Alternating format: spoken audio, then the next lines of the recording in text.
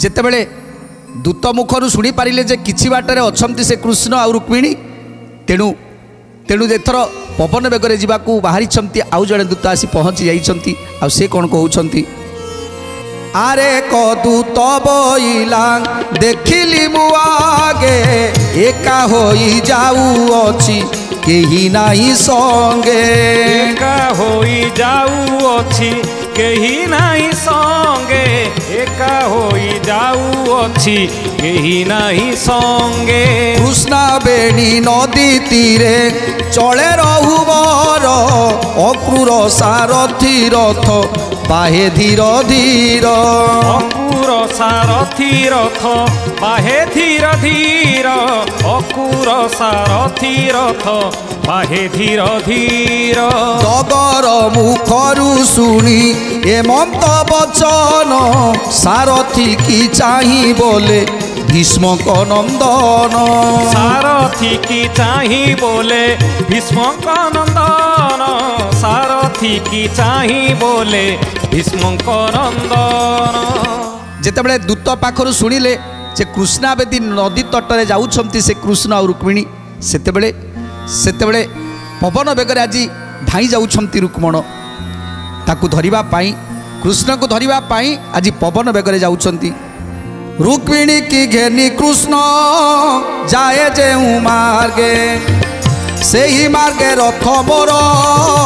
बाहे बेगे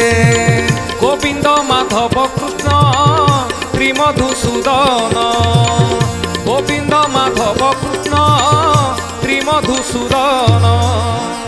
केते दूर जीव मोर आगु से गौड़ मुताकू बधिबा जाए प्राण कली पीढ़ मुताकू बधिबा जाए प्राण कली पीढ़ मुताकू बधिबा जाए प्राण कली पीढ़ तेणु आज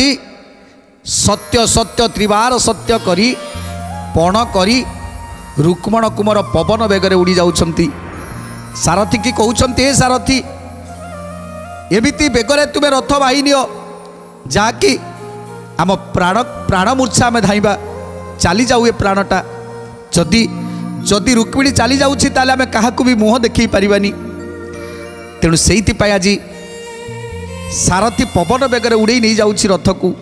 तेणु अनेक पर्वतमाला नद नदी पार हो